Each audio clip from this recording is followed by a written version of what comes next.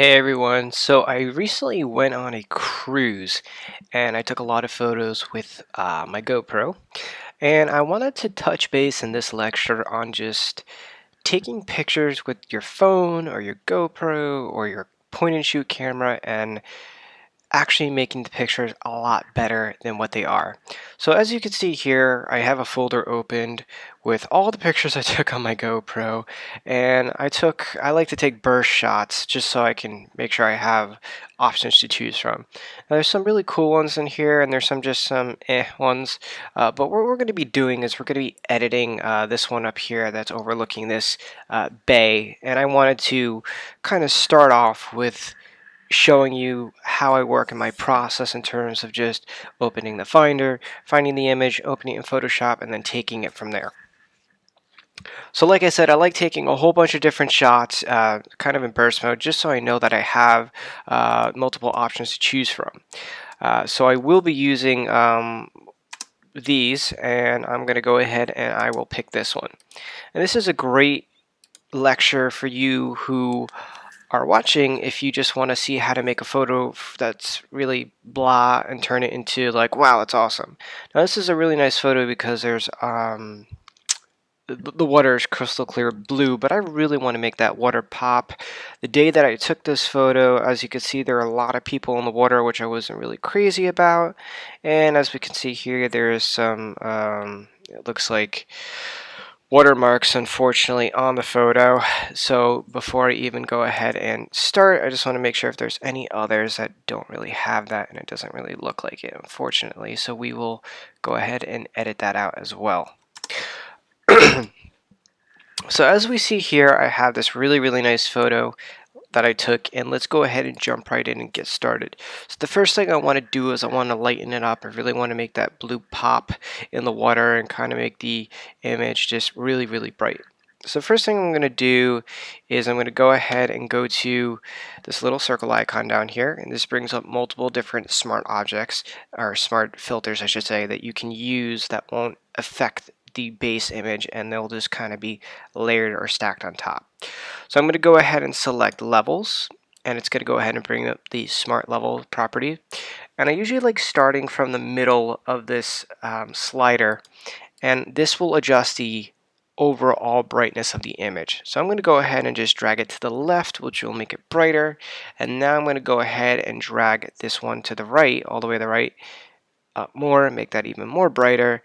And now this one, which makes certain elements a little bit darker, I'm just going to bump that to the right just slightly. I'm going to go ahead and excuse me, I'm going to go ahead and close that. And if you click the little eye icon here on the layers menu, you can see now what a dramatic difference that is. It brought up a lot of the punch and saturation of the overall image. Next, what I want to do, I want to go back down to the same icon and click it, and now what I want to do is I want to go ahead and select curves. Curves is also like adjusting with levels, but you can do a little bit more customization and target specific colors within your image. So as we can see here, we have presets. We can choose different presets to make the actual image look a little bit nicer depending on what we're looking for. You get some cool effects like that. So you can choose from here if you wish. It's completely up to you. As you can see, there's the default. If you wanted to, you can go ahead and use this line to adjust specific elements in the image if you wish, again. So I'm going to go ahead and do that. Now, the pretty much basic overall way to look at this is if you're using the line, what you want to do is create an S curve. So as you can see, I have a slight S going on. It's like starting from the bottom, it's coming in, and then it's going up. If I push this all the way, you can definitely see the S shape. So you could do that either in the normal way you would write an S, or you can do it, reversed if you really felt the need to do that. But I don't, I want to push and make this brighter, so I'm going to do that. Now there really is no way to determine where you're supposed to put this dot on this graph. Basically I just use my eyes just to see and tell how good the image is and what I'm looking for. And what I did here actually works out really, really well for me. So I'm going to go ahead and now select over here where it says RGB, and I'm going to go ahead and select red. Now this is going to target all the red elements in my image, and it's going to change it. As you can see, when I'm changing it, you see now I'm moving it down, it's bringing a greener hue. If I'm bringing it up, it's bringing more of a redder hue. I'm going to drag it down and bring that green hue in. I'm going to go to this top part, and I'm going to play with this a little bit. I don't really need to edit that much because I don't want it to get too red or too green. So I'm going to go ahead now and go to the green area and the green tab, and again I'm going to click right here because this is where this kind of little dip is. So I'm going to do that, and then I'm going to kind of push this down, and as you can see the blue is popping out in the water a little bit more. And then I'm going to push this up and see how that looks. I don't like it. I'm going to push this down. That looks okay. Now, as I said, you always want to create an S when you're doing these, but when you get to these drop-down elements with red, green, and blue, this is where the little bit creativity comes in, and you can adjust these. And this is kind of how you can create those Instagram filters if you wish as well. Now I'm going to select the blue option, and again, I'm going to do the same thing. I'm going to see how that is there. Just going to move that up just slightly, and I'm going to move this up slightly. And that looks really, really nice. So I'm going to go ahead and close this out. I really like what I did. There's the before, there's the after, there's the two befores, and there's the after. And if I wanted to get rid of the levels to show you what it looks like, that's what it would look like if we didn't add any levels. So that's what we've done so far. Now what I'm going to do is I'm going to go ahead and duplicate the background image by selecting and hitting Command J. And now what I'm going to do is I'm going to get rid of all these people in the water because I really don't want them in there.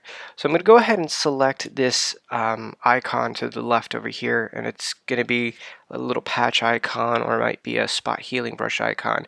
It depends on what version of Photoshop you're using. I'm using the most up-to-date, which I believe is 2017. I can't get in, but I'm pretty sure it's 2017. Let me just double check. Yeah, 2017. So if you do have Photoshop, I highly recommend updating from the cloud to the most recent version so you could follow along. So I'm going to go ahead and zoom on in and start with getting rid of these people. So I'm going to go ahead and select the patch tool, and I'm going to go ahead and draw around this person. And then it's going to give a little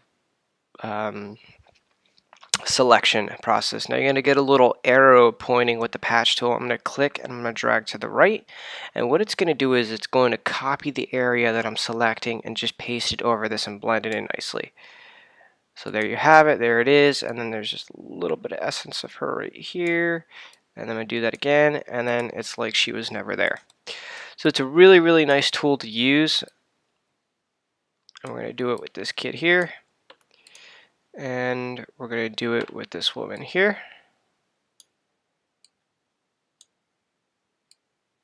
Get rid of her shadow. Now obviously when we're looking at this, we can tell what we did, but unfortunately, being working on this, we might see that it looks imperfected, but then when people do look at it, because I can tell there's a circle there, they will not be able to tell. So I'm going to go as far out as even over here and get rid of those people, and I'm going to go out as far out as these guys and get rid of those people. And as you can see, there might be some smudging, so if that's the case, what I'll do is I'll go ahead and select my cloning brush. I'll zoom in, and I'll just hold my Option and Alt key, click to the anywhere on the canvas off to the right of them, and then I'm just going to go ahead and paint them in. Then what I'm going to do is I'm going to click this corner area here, and then I'm going to just paint that in so nobody knows that that was there. And I can tell that there's just some elements in there that I'm not really crazy about. And there we have it. So then I'm going to go back to this patch tool, and I'm going to go ahead and select this buoy. And I'm just going to cut it off there. And then I'm going to just drag it off to the right. And as we can see, our blurred area is there. So again, I'm going to use a patch tool, do the same thing, and I'm going to continually do that for pretty much this whole spot. And as we could see, it's looking a lot better. And this is a really, really cool tool to use. Really helpful when it comes to these types of problems.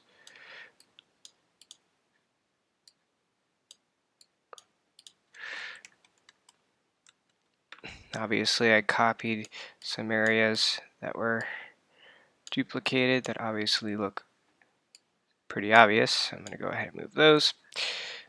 Deselect that. And that's looking pretty good.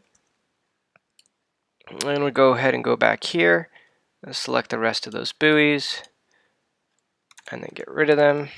And now zoom out. So we can't really tell that we've done much in terms of editing this these images and stuff. It kind of just blends it all in for you, and that's what this tool does. It's really, really helpful. And for example, if I'm going to do something like with this woman, it might be a little bit weird because it's going to smudge a bit. So what I can do to fix that, again, I'm going to use the clone tool. I'm going to go ahead and select the waves here, and this really works out well because there's such a randomness within these waves that nobody can really tell because there really is no true pattern, which is actually really nice.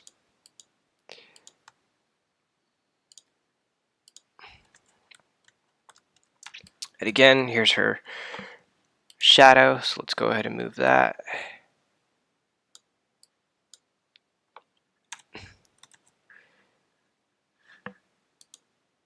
Let me go back to my clone tool, just clone all that.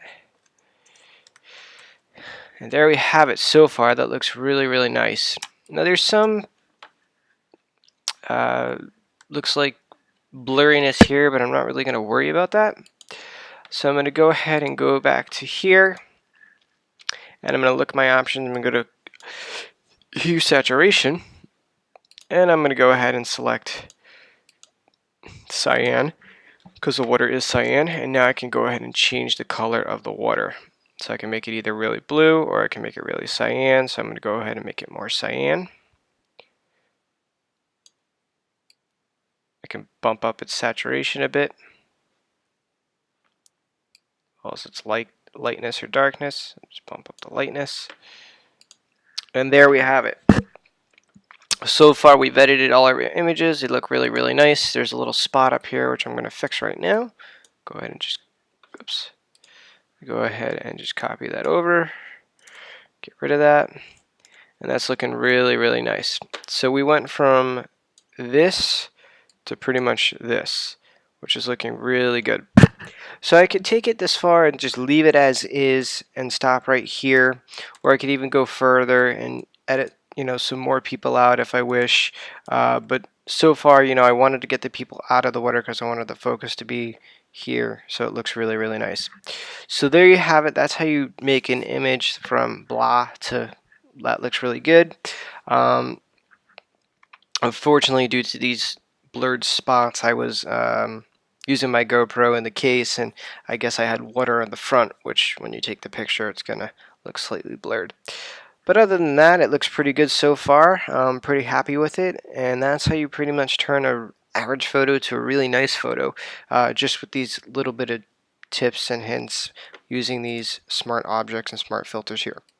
So there you have it. That's how you make a really nice photo. I'll see you guys in the next one, and we'll be talking about more cool stuff. See you guys there.